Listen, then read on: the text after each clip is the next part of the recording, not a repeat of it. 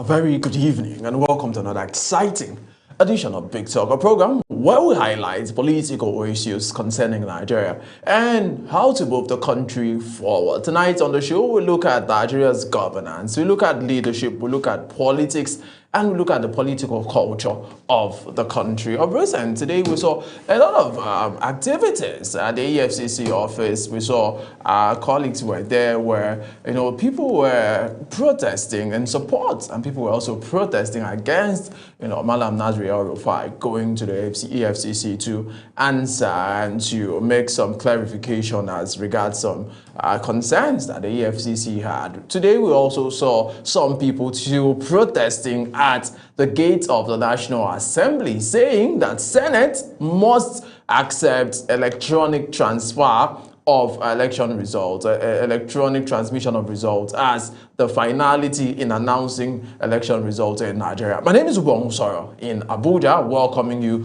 to the program tonight. Tonight we have joining us the former Minister of Youth and Sport, Solomon, who's joined us tonight. Solomon Dalong, who's joined us tonight. Thank you so much, comrade, for coming on the program tonight.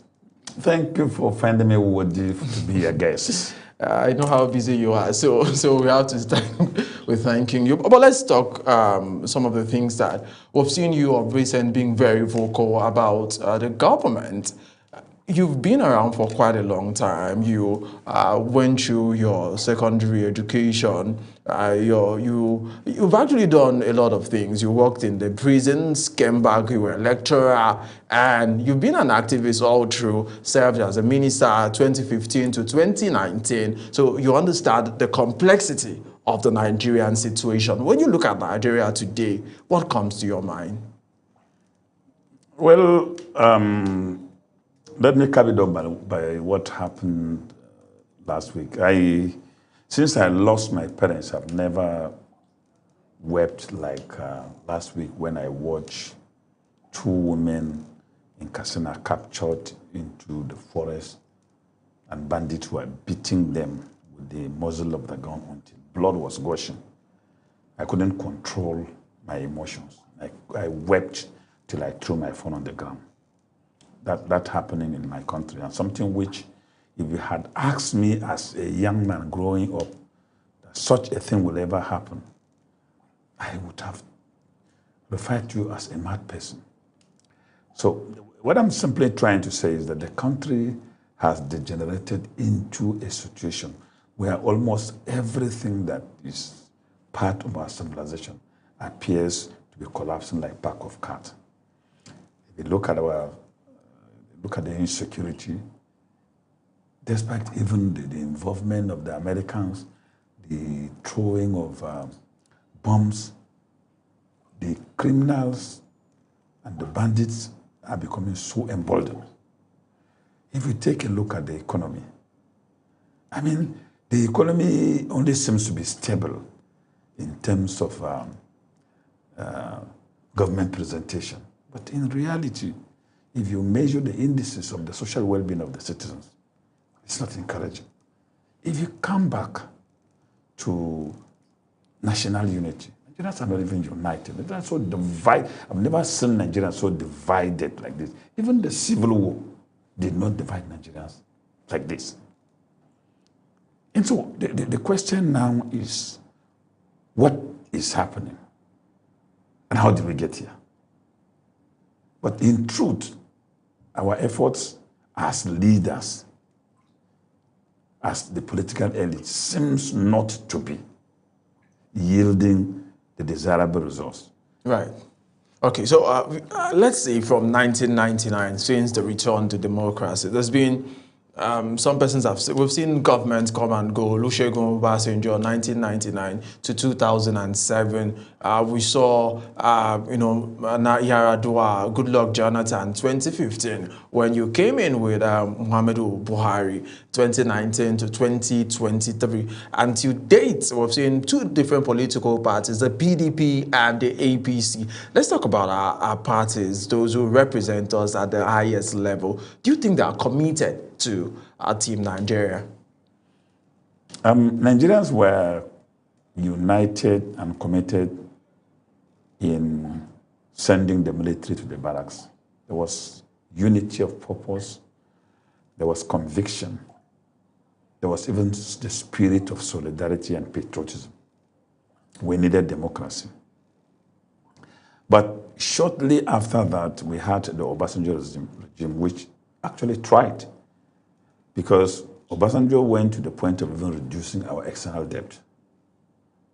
Obasanjo, in his first 4 years, constructed in my own state, road network across the 3 senatorial zones, and he did that almost across the country. So Obasanjo did well, even though for me I disagree with his privatization policies where our national assets were sold out. I disagree with that. And then came Yar'Adua. Yar'Adua was the best president Nigeria would have had were it not for ill health. And, I didn't campaign for Yar'Adua. I campaigned against Yar'Adua because I felt Obasanjo imposed a sick person on us. So even as a PDP member and a chairman of a local government, I campaigned against Yar'Adua. But I became Yar'Adua's person till today, when during taking out of office, he said, this election which I have taken out of office was rigged. And I promise to embark on electoral reforms. I was completely in tune with him and became his ardent supporter because of the honesty he displayed. Yes, this mandate I am having is flawed, but allow me to correct it. That is sincerity of purpose. Until he died, Yar'Adua man. Today I'm Yar'Adua man. Even in death, I can go to war because of Yar'Adua. But after Yar'Adua, the crisis of Yar'Adua's ill health introduced some of the challenges we are living with today. How? Because Boko Haram started during Yar'Adua. But Yar'Adua was a commander-in-chief. Because when Boko Haram annexed 5 police stations in Maiduguri and burned them down, Yar'Adua was on his way to Japan. But because he was a commander-in-chief, he stood by his aircraft and told the service chief, before I return from my trip, you would have crushed those people and restored normalcy. And they did exactly that. Another commander-in-chief who demonstrated he was a commander-in-chief was Obasanjo. When in 2004, Boko Haram annexed, then they were called Nigerian Taliban, they annexed 2 local governments in Yobe. He gave the military 48 hours to reclaim the local governments, or else they bring his uniform for him. The military, fantastic. They went and did a good job. So the Boko Haram crisis, as a result of Yar'Adua's decision, and then ill health and crisis of succession, when Jonathan came in... Were you in support of Goodluck Jonathan? We saw that law of expediency where Yar'Adua died, and the Senate had to call in and agreed that Jonathan should step in, not in the acting capacity now, but as the president to complete the term. Or were you in support of that particular process? No, I was the first Nigerian who opposed the constitutional coronation of a president under the doctrine of necessity, because it was nowhere found in our laws. But we had to imply. Yeah, because there could be no vacuum in power. Of course, I agree with you, but you see, our constitution said any act uncontemplated by the constitution is a subversion of the constitution.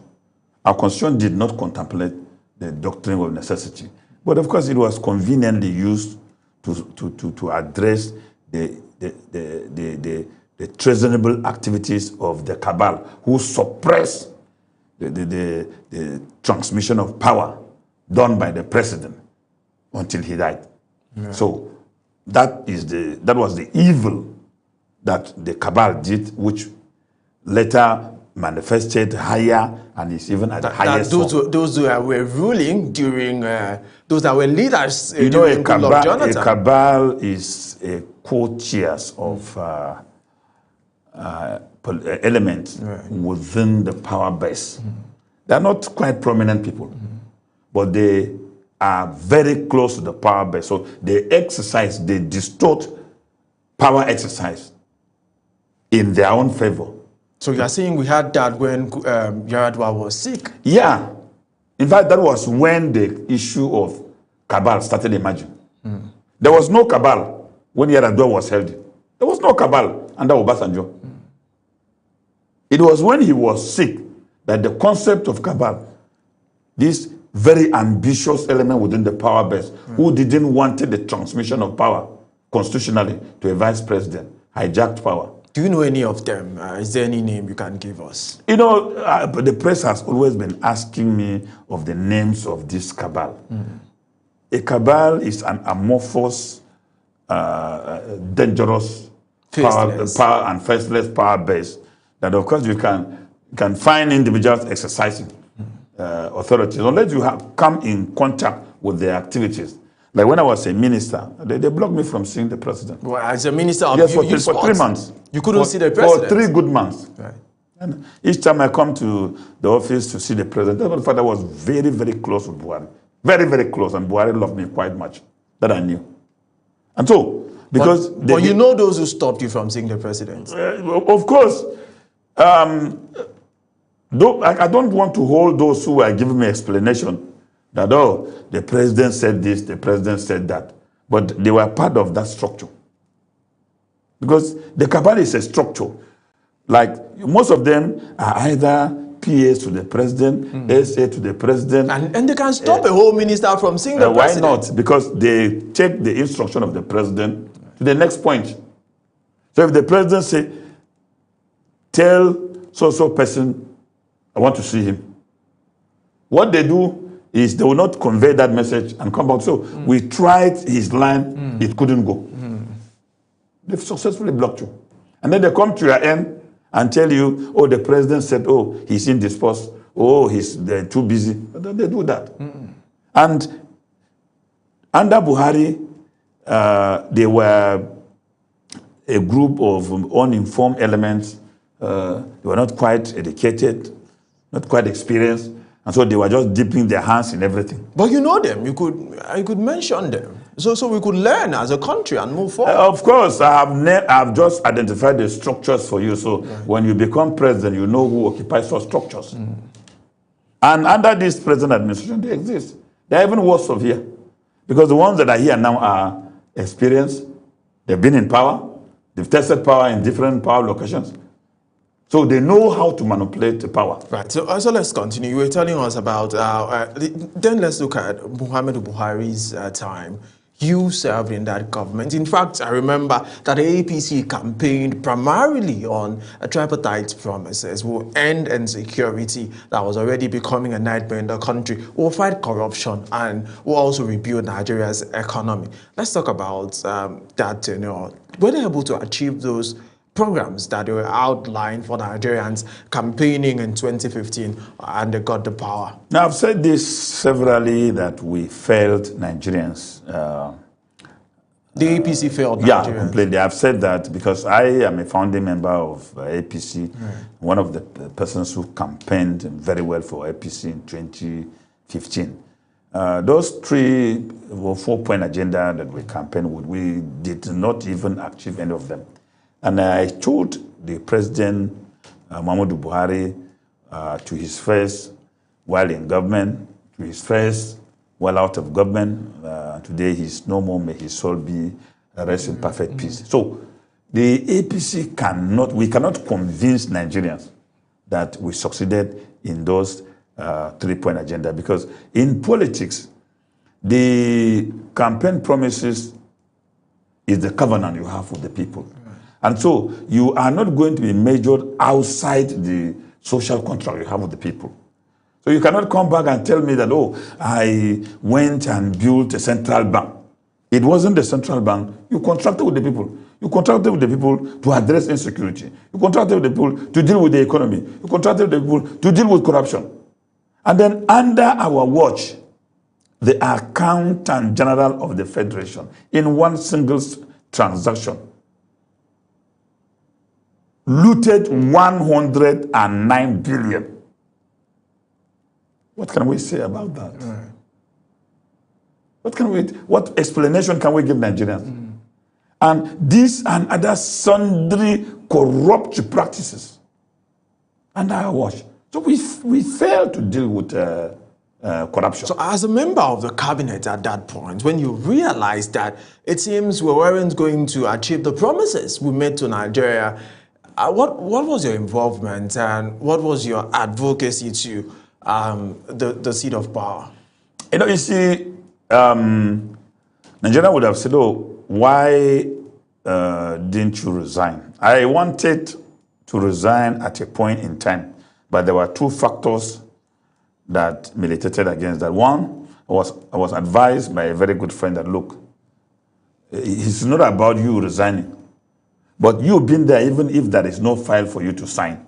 They name a minister to us, your community, is something, because if we were in trouble, who do we go to? So that is their own selfish interest. But to me, there were people I was running a battle with them, and I felt leaving them to get away with it was going to give them an advantage. So I held my grounds to fight them to the end.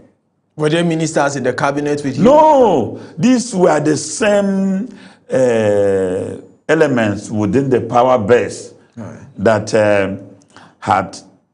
were determined to frustrate ministers and even frustrate me. For me, they felt I was too close to the president, and the president was so fond of me, so they wanted to destroy that relationship. There were even ministers in our cabinet that did not see the president in 4 years. There were even ministers that I had to go and connect them with the president because they blocked them. There were ministers that they relocated their budget from their ministry to another ministry and were spending it. These things happen. And I saw myself as more or less, the Moses who will maybe take the Israelites across the River Nile and died in the wilderness. So I retained my grounds and fought some of these things and made sure that where I was supposed to connect people, I go straight to the president and say, so person want to see you. In fact, there was somebody whom they suspended. He tried to see the president, they blocked him. They even gave instruction that seeing him by the pilot gate, even seeing his car, trafficating from the federal secretariat into the villa, they should block him. So they built a network of security right from that point into the villa. So he came to me, somebody told him, go and meet Solomon Dalon. So he came to me. He explained his predicaments to me. But he has a challenge with his minister. And he insulted the minister. So I asked him, did you insult him? He said, yes. I said, but that was not fair.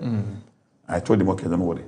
I will link you up with the president. Right, so let's talk about your coming into politics. You have a very wonderful career, right? You started with the Nigerian prisons, and in 1991, you were still in the prisons, and you decided to go to study law. And you came back, you worked in the legal department of the Nigerian prisons, and from there, you got an appointment to lecture at the University of Jos. So let's talk about your experience and the capacity you've built over the years. And what necessitated the change in career from the prisons? Maybe you'd have been planning to become the Comptroller General or grow in the hierarchies, but you decided to go into academics. So you've done public institutional work, you've done the academics, and you've also done active politics. Tell us about how you were able to move from one stage to the other. Growing as a young man, when I finished secondary school, there were many opportunities for me to choose. So I identified, because I wanted to serve in a uniform job. So I identified three: the army, the police, and then the prisons. The army, I told myself, I'm a man of a very radical views. So if I joined the army, if there was a dream that that's going to be cool, my name would be number one. So I'm a misfit in that place. So I cancelled myself out. I came back to the police. I wanted to join the police, but they have an integrity issue, which I don't know how. The Nigerian police have integrity issues. As at then. But what of now? I don't know how it is, but I'm telling you why I couldn't join. So I looked at, how do I fit into it and remedy this situation within my distance. So I even ruled that one out. So I opted to join the prison service. So I joined the prison service of choice as a very young person, and I served until around 1989, when one of my friends who could not finish secondary school, did not go to secondary school, but was doing extramural studies. So I was one of his teachers. And suddenly he got into university and graduated as a lawyer. The person who was teaching. So he was promoted, and he came and met me and said, look, you were my teacher. I'm now a graduate of law. You are here. How will I help you? I said, if I become Controller General today, how will I help you? You don't have any papers about this. So that challenged me. So I went back, and I'm somehow a very spiritual person. So I went back and I prayed over it. Is it a good advice? Then I got a vision one day from God, something which I couldn't, that it was very wired. But I understood that, I needed to do something about what he told me. So I first went to study agriculture. I was in my final year, in my diploma in agriculture. Right. Which of the institutions? College of Agriculture, Lafia. Right. When I went to court, because in the College of Agriculture, I was working and going to school. So when I went to court on escort duties, I came in contact with a common person who has a very good case, but he has no lawyer. And he lost the case. So I was worried. I said, so how could this man lose this case? Because he has no lawyer. And the man couldn't afford it. So I felt, no, I needed to go and read law so that I can come and dispense justice to the poor. So that was what now motivated me. To go back so I abandoned agriculture in my final year and then went into the university in 1991. Because I was supposed to finish agriculture in 1991. So I abandoned it and I went. Quite radical there, leaving the career so I went at that particular so I went and read law. After graduating, it was also unfortunate, the university, instead of 5 years, also gave us a donation of 4 years. So I read law for 9 years. That's our generation. And then on our way to law school, we were supposed to be 9 months. Again, we had another donation that we spent 2 years. So I read law for 11 years like a reverend father. So after graduation from law school, immediately I was appointed a personal assistant to Chief. Solomon La. I was coming there. Your relationship with Chief Solomon La. So I was appointed his PA. And I had also another employment as a company secretary to an international company, but I opted to go and serve Chief Lar, being an elder. So I was with him in the villa for 3 years when he was advisor emeritus to Obasanjo. So after 3 years, I went back to prison headquarters. And the legal department? Yes, at the legal department. And after serving there, you retired? Yes, I felt that I didn't want to collect my pensions when I'm too old, that I will be led to the pension office. I want to see where I will sign. So after putting 25 years, I put up voluntary retirement and left. And I went for an interview at the Faculty of Law where I graduated. I was offered employment to come in and lecture. So I went to the university too. I lectured in the university for 3 years. Then I was appointed the chairman of my local government. So I took leave of absence and left. I went and served my people for 1 year and a half.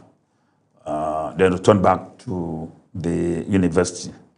And after putting another 3 or 4 years, I decided to quit officially, join politics and activism. And that is where I have been since I left the university. Okay, so let's talk about your involvement in politics now. You, which of the parties are you a member of? Are you with the ADC? Because I know you are not in support of President Bola Tinubu. I've seen some statements that you've made about the president, and you said President Tinubu is a beneficiary of a corrupt system, that the elections that President Tinubu was announced as a president, it wasn't a free and fair process, it was a corrupt process. So which party do you belong now, Solomon? Well, I joined the coalition, which has birthed into the ADC. So that's where I am currently. Do you agree with the views of the people in the ADC? Some of the views you talked about, the fact that you were not in support of privatization by Obasanjo government, but the person leading the privatization at that moment was Atiku Abubakar, and he is a member of the ADC as of today. Yeah, he is a member of ADC as an individual. When he led the privatization, he was a vice president of Nigeria. So his opinion as vice president cannot be translated into the ADC. Everybody that has joined the ADC today or the coalition, of course, we had to sit down and talk to ourselves. We came to an agreement before we were able to move to where we are today. So the ADC is not just people meeting themselves in Wuse Market to come. No, it took over a period of 18 months. 18 months? 18 months of intensive consultation. Before who were the leaders of that consultation? Because I know maybe in every... Their faces are known. Now you still have them. You have them, you have Chiku, you have Peter Obi, you have David Mark, you have Emeka Hiojera, you have the likes of Babachir. Babachir Lawa. Yes, you have Imam Kashim Imam. Kashim Imam, yeah. You have Ben Obi. Senator Ben Obi, yes, former of the PDP. Yeah, you have. So some of them have gone back. You have Pantame, who has gone back to APC. Some of them have gone back to APC. So it's only the strong that are standing. Because when they released the heat from APC, the coalition was a nocturnal meeting in Nigeria and then maybe outside the country when we were meeting. So, but when we unveiled the ADC and the APC now zoomed the light on the elements and started releasing heat. And what do you mean by releasing it? Is it by the interrogations received with no, the EFCC? No. There are people that were told, look, we have your file. If you do not leave ADC, we're going to take it to Kuje. Those ones left because they knew the files that is in the position of APC. They were threatened to come back. Yeah, of course. In fact, I had a friend that had to tell me, I can't continue with you guys because this is the threat. And that happens with even, Malami was even threatened. Abubakar Malami, very former good. The one that is in custody, General, he was threatened. He was even invited to come for a meeting. But you know Malami is such a very notorious and stubborn person. He refused. So there was no option that was given. He refused. He held on to his guns and part of this. So not everybody that you see standing in the coalition now that has not faced one challenge or the other. Right. So some persons say those who are in the ADC that could be they have personal disagreements, maybe with the president as a person. Is that your view? Do you know President Bola Tinubu? Do you have a personal relationship with President Bola Tinubu? I knew President Bola Tinubu as far back as 1993. After the annulment of the election, we were students. And we were among those that constituted the crowd that opposed the annulment in Lagos when Abacha and his then the chief of defense staff, chief of army staff, were fighting them. We were under the bridge, we were taking cover under the bridge with the great minds then. So I knew Tinubu part of the revolutionary movement. But he was not as active as some of the people I know, but he was part of us because in some of our meetings as students, we used to see him. So I know him very well. Even when he wanted to be president, he appointed me director of contact and mobilization in his strategic council. Babachir was our chairman, and I participated in the meetings for a very long time. But why I left, basically was, I wanted to meet with him so that I would also interrogate his vision for Nigeria. Having worked with Buhari, I mean, without interrogating his vision, just believing what he told us, and we ended up where we are, I felt I shouldn't go into it again. So once bitten, twice shy. So I had an opportunity to meet with him in the Lagos State Lodge in Asokoro. Right. You met with President Bola. Yeah, then he was an aspirant. Okay, aspirant. Yeah, so I spent about 30 minutes with him. But when I left, I was dissatisfied with our engagement because, I mean, Buhari appears to be much stronger, but he couldn't survive the intricacies of power and the cabal. Right. I don't see him being different. So when I came out, I had to consult with my mind that, look, what will I be remembered for in Nigeria? Yes, I can go into this campaign, Tinubu becomes president, we take appointment and this. But when I will leave this planet Earth, what will I be remembered for? Nigerians will only remember me as, look at this stupid man whose only legacy is to produce a president that failed Nigeria. Then I said no. The second issue was the Muslim ticket. The Muslim ticket to me was an attack on multiculturalism. I believe in equity, justice, and fairness.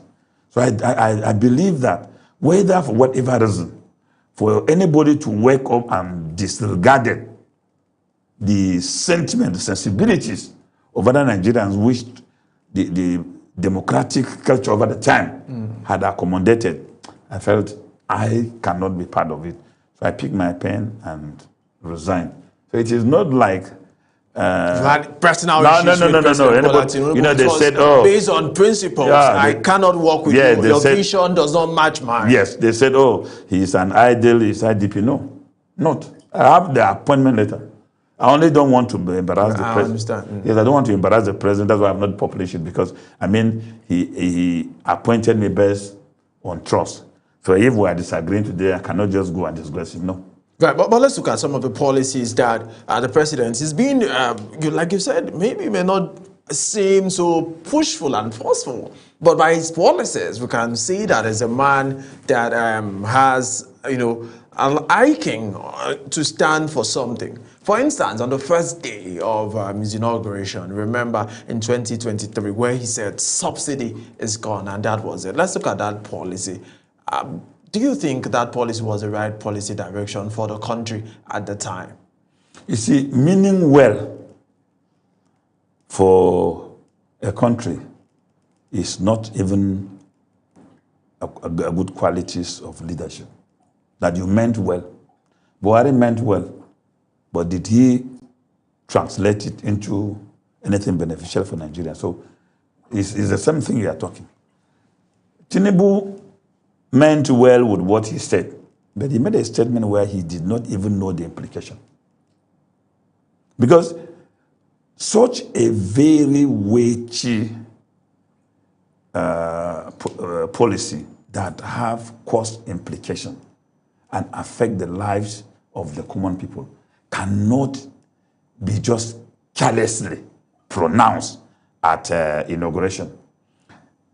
Don't forget that at the inauguration, there was no government. There was only the president and the vice president. There was no government. He has not appointed advisors. He has not even appointed ministers. Could it be that Tinubu is the only person that knows the economy of Nigeria more than anybody, that he could not have consulted before making that pronouncement? The mere fact that he made that pronouncement without even consultation is evidence that he has nothing to offer.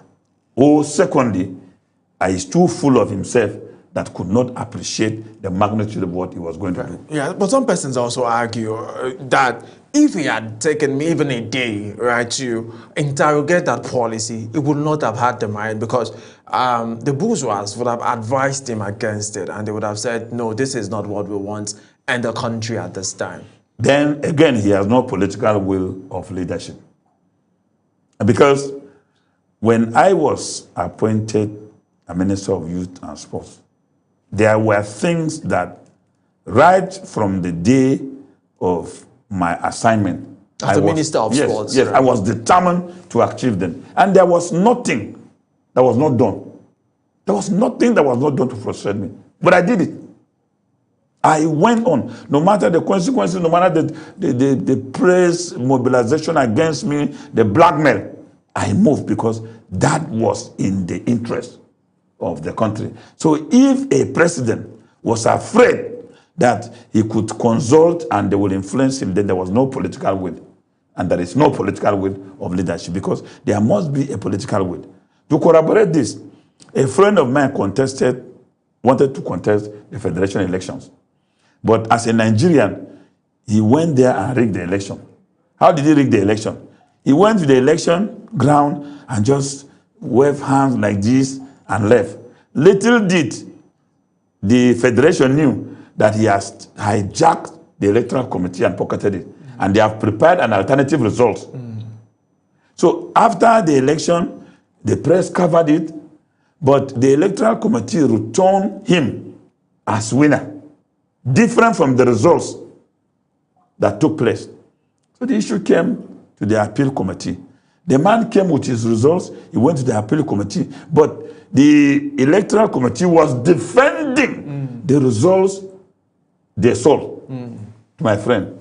So when my friend came and said this was what was happening, I went out of my way, because as an experienced politician, I went out of my way and investigated and discovered that, okay, the god of Nigerian politics had manifested itself here.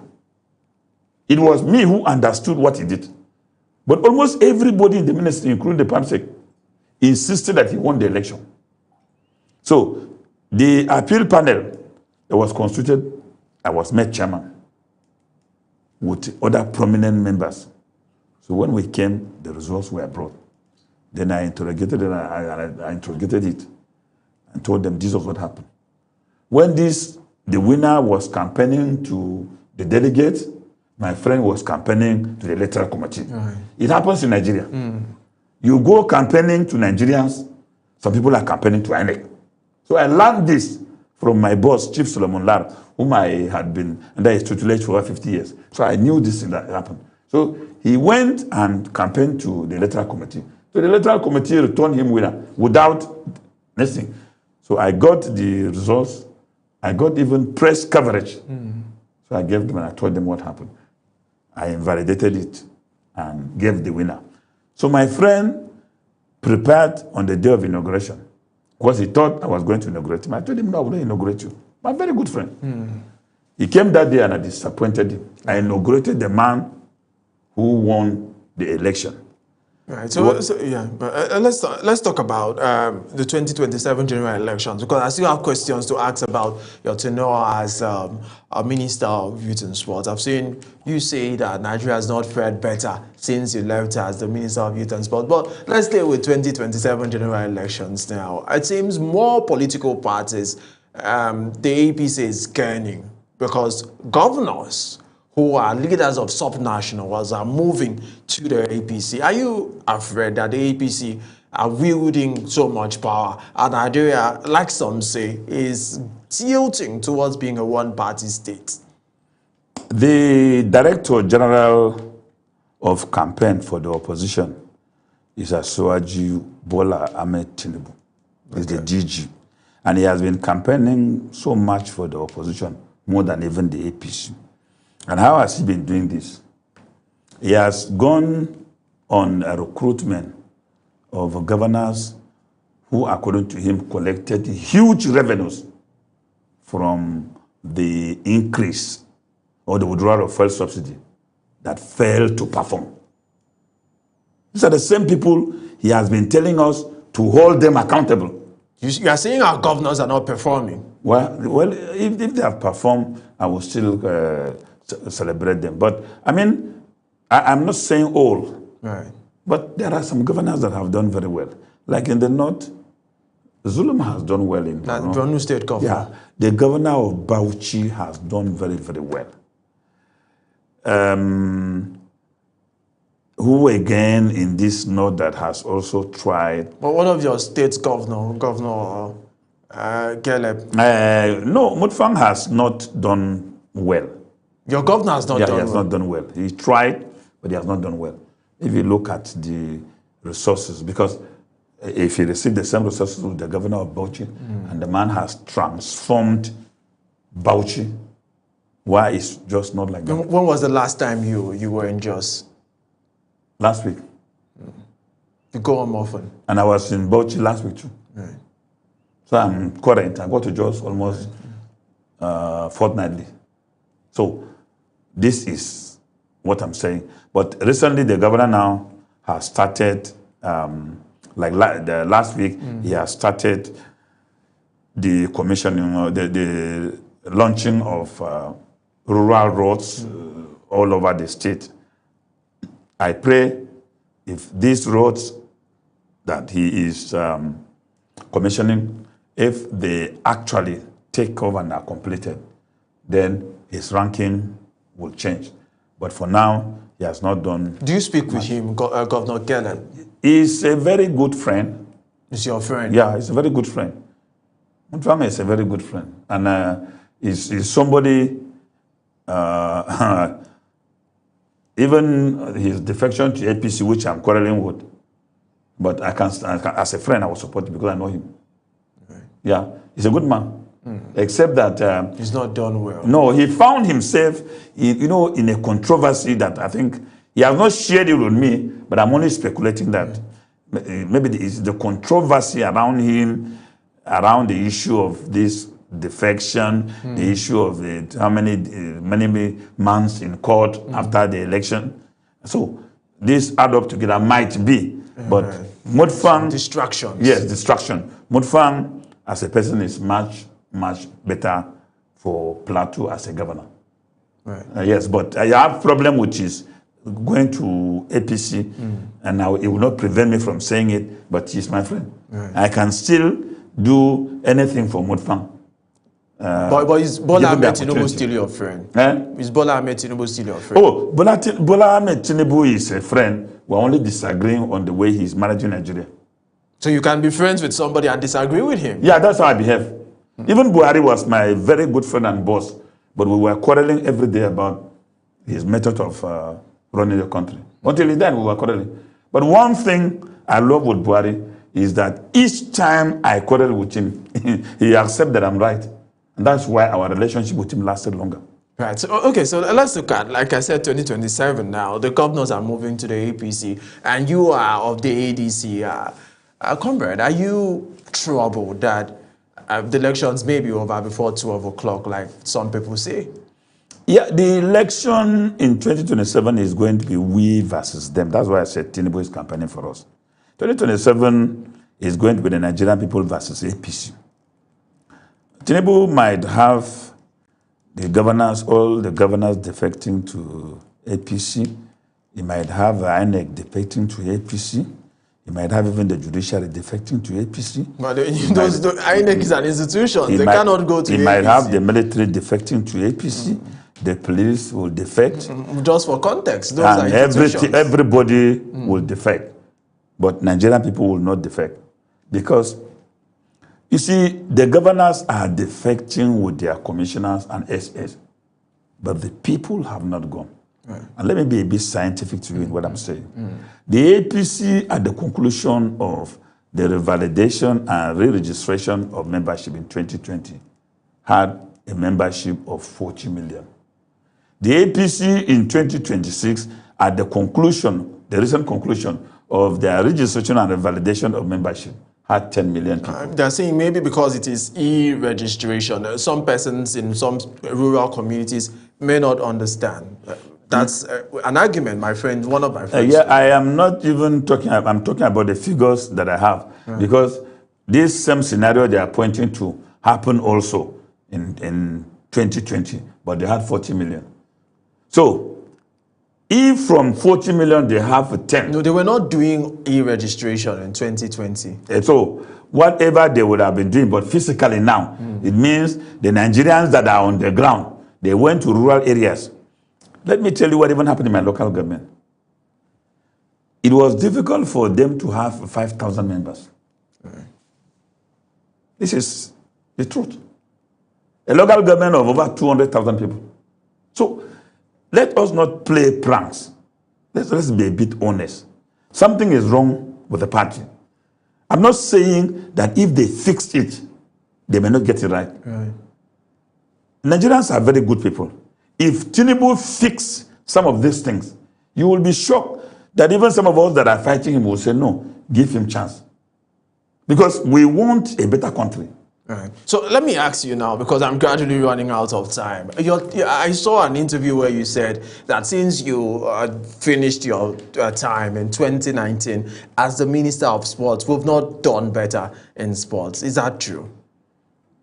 It is excellently correct. My records in the Ministry of Youth and Sport has not been beaten by anybody. Has not been beaten. I'm not a publicity person. While I was in the office, I didn't spend time on publicity because I felt I was serving my country. So I did my best. But the records I left in the Ministry of Youth and Sport has not been beaten by anybody. And I can just trust you with some of them, these things. You see, I left, when I came in 2016, in 2015, the total medals of Nigeria since independence was at 200. That's from Olympics. And very good. Commonwealth. And this was at 200. I left in 2019 at 1,800. These are verifiable facts. Over 800 added. Yes. Okay. In 2015, when I came in, Nigeria was nowhere in football except women football. I qualified Nigeria for WAFU. I qualified Nigeria for AFCON. I qualified Nigeria for CHAN. I qualified Nigeria for World Cup. Right. And before me, the qualification of World Cup was by a presidential task force with a minimum budget of 10 billion. But I single-handedly qualified Nigeria with a match to spare. Even when we were disqualified in our last match with Algeria, we were already qualified. Such a record has never existed, and nobody has beaten it. If you talk about the democratization of the National Sports Federation, I took a giant and a bold step. That was what gave rise to these new talents we have, because the federations became democratic. So for you to be able to emerge as a president of a federation, you must win the confidence of the members. Against the background of what I saw, the minister had the power to appoint 155 members of the board of the National Federation. And I sacrificed those appointments to election. Now, when we look at the other side, I left 3 world records. Nigeria, I qualified Nigeria for the Scrabble World Championship. We won back-to-back. We had world records in Paralympics. We had world records in wrestling. I left Nigeria as champions, African champions, in 10 sports. Today, they are nowhere. They are either in women's football and maybe with one other. These records are there. Nobody has beaten them. Right. So, will you be contesting for any office going forward? Maybe in 2027, we'll see your picture, Solomon Dalong, Governor, Plateau State. Are we going to be seeing that? You know, in politics, people will just say never, say never. Yeah, be dragging you and image because they want you to come to this. There are posters people have been producing. But I'm more interested in having a credible election in 2023 and let this country move forward. Let's have... In 2027? 2027, sorry. Let's have a leader who will be strong enough to be able to unite us, bring us together, and move the country. So you are saying you're more interested in national politics than politics in your own state? No, I'm more interested in having good leaders, and that will begin with even the councillor of my ward. It's only national. The councillor of my ward. Let's elect people that are good, that can manage our democracy well, so that we can make progress. Right. So we've seen a couple of your friends. I mean, Otamo, El Rufai today, even Rotimi Amici. We've seen them, get invites from the EFCC. Do you think this is because they are in the opposition at the time? If I were to advise the president, they could have avoided the destruction with the arrest of El Rufai. Because what they are doing is like, you are wearing white coat and somebody invited you to a fight in the mud and you could not control your emotions, Andre. If they continue with this El Rufai thing, it's going to be a major distraction to this government. El Rufai has been in government for so long. And so El Rufai has a network of access to intelligence and information.